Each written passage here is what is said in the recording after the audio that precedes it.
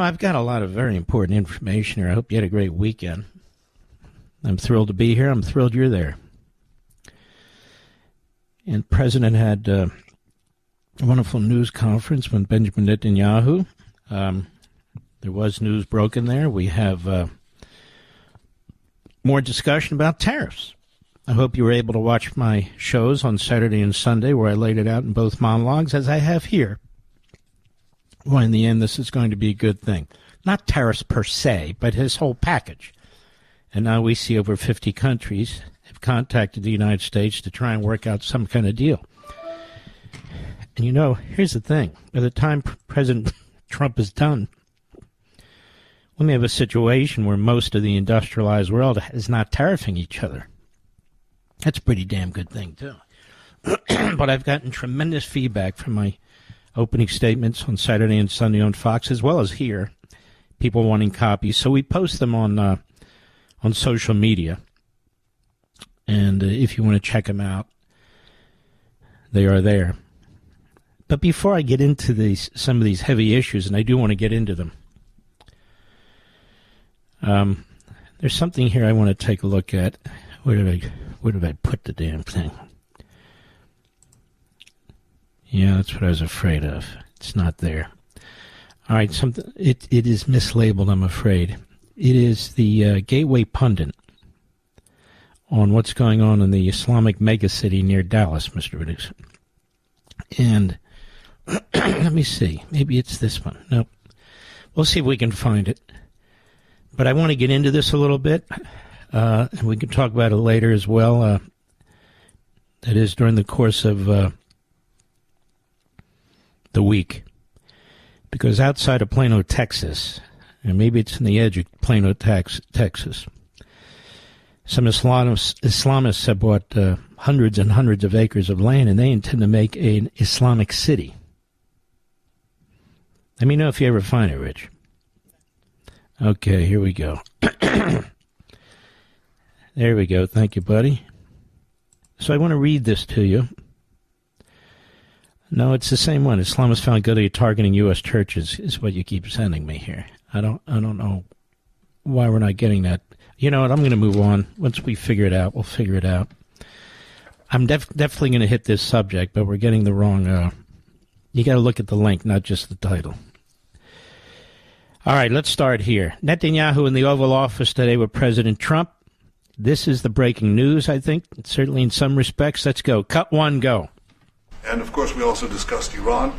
Look, we're both united in the goal that Iran does not ever get nuclear weapons. If it can be done diplomatically in a full way, the way it was done in Libya, I think that would be a good thing. But whatever happens, we have to make sure that Iran does not have nuclear weapons. That's the end of my speech. Mr. President, we're having direct talks with. Wait a minute. Wait. We're having direct talks with Iran, and they've started. It'll go on Saturday. We have a very big meeting, and we'll see what can happen. And I think everybody agrees that doing a deal would be preferable to doing the obvious. And the obvious is not something that I want to be involved with, or frankly, that Israel wants to be involved with if they can avoid it. So we're going to see if we can avoid it. But it's getting to be very dangerous territory. And hopefully those talks will be successful. And I think it would be in Iran's best interest if they are successful. We hope that's going to happen. Here's what I don't understand. Why does anybody think it's going to happen? Why does anybody think that they're not going to lie and cheat? This is what they've done for over a decade. And they've even done it to the United Nations, their buddies. I don't understand why we think they're going to change their stripes or their spots, whichever. These are Islamo-Nazi terrorists. They have invested an enormous amount of effort into building nuclear weapons. And one warhead can blow one city off the face of the earth in this country. And that's the truth. And they're very good at rope-a-dope. Now, I've heard it said, it's being said, Mr. Levin is trying to draw America into a war. Have you heard that, Mr. Producer? I'm being singled out. Mark Levin wants to draw America into a war. No, I want to save America from nuclear annihilation. I don't believe in drawing people into wars and so forth. I believe in prudence looking at this. You've got freaks and fools and reprobates out there who are, even today, posting about we can't afford to go to war with Iran. We'll lose God knows how many, especially because of the terror. These are propagandists. These are morons. They're ideologues. I'm not any of these things. I'm a realist. And it's funny, the people who push this crap claim that they believe in a realist foreign policy. What's realist about Iran getting nuclear weapons and then pretending they can't blackmail us and threaten us and seek their 72 virgins by blowing, say, L.A. or New York or Chicago or Philadelphia or Detroit off the face of the earth? I don't get it. You know, in the last 100 years, 100 million people have been sacrificed to various ideologies. Marxism, Hitlerism, Islamism, 100 million people. Are we so conceited that we think that we're in the United States, there's two oceans, and they dare not attack us because they may get blown off the face of the earth? Has it ever occurred to anybody that maybe that's the way they want to go out?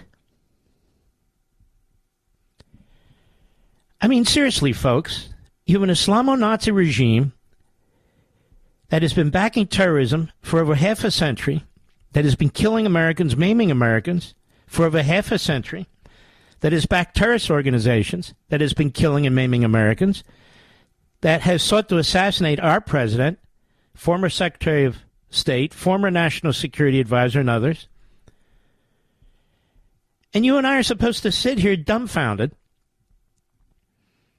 like it's not possible that they might launch a nuclear missile to hit us. I'm not willing to take that chance. And that's why I speak out. It's not a matter of dragging America in a war. If this were to happen, the truth is the brunt of the battle would be on Israel. It would be on Israel, not on the United States. They're right there in the neighborhood. They would probably have to carry out much of the attack. Their people are in harm's way. Right now, we're not. The Iranians have no way of reaching us right now. So this talk about trying to drag America into a war is disgusting. And I'm sick and tired of the anti-Semites hiding behind these different bromides and shibboleths, and they pretend they're pro-American. How can you be pro-American if you think it's okay for the Islamo-Nazi regime in Tehran to have a nuclear weapon? How can you be pro-American? They want to destroy the West, and they keep talking about us. Their little Hitler youth in the streets,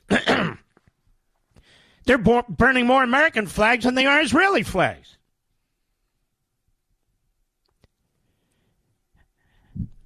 I'm sick and tired of this double life some of these commentators live, where they pretend they're pro-American, America first, when they seem to be Iran first, Qatar first, Russia first, Communist China first. Am I missing something, Mr. Producer? No, I don't think so.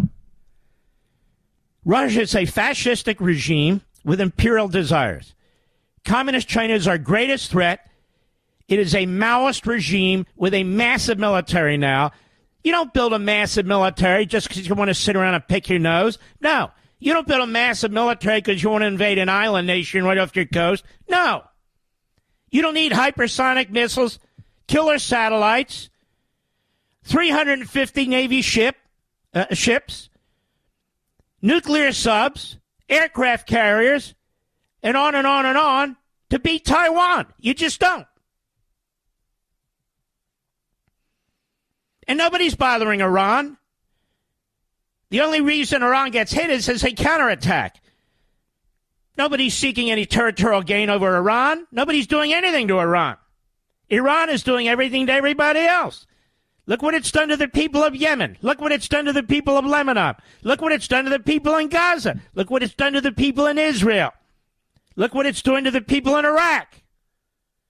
And you and I are supposed to sit here with our thumb up our nose and pretend if we notice this, and if this regime is desperately trying to get nuclear weapons, keeps threatening the United States, that we're supposed to sit here and say, no, that's not true. And if somebody notices it and has a big platform and says they cannot get this weapon, that Levin's trying to drag us into a war. Not the Islamo-Nazis, not the terrorists, not the enemy, me. I'm trying to drag us into a war.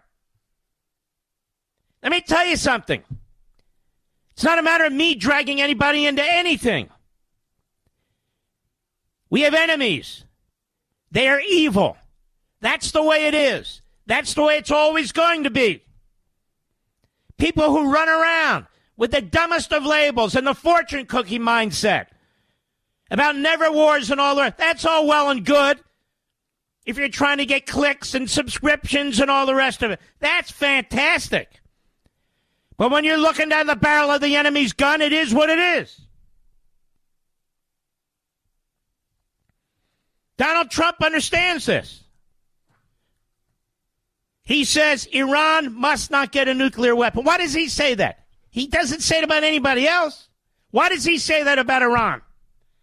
Because he knows that they're terrorists. And he knows that they're capable of using these weapons. And he certainly doesn't want it to happen on his watch. What does he know that these reprobates don't know? What do I know that they don't know? The answer is they're ideologues. They've been brainwashed.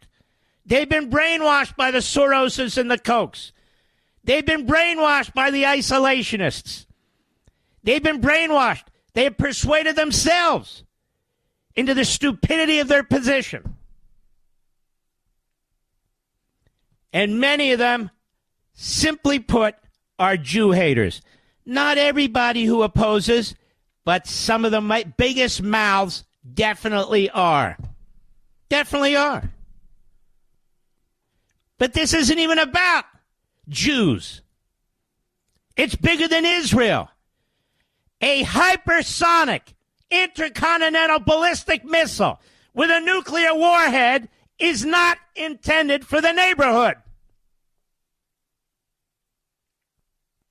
And it just so happens, as President Trump knows, we don't have an iron shield.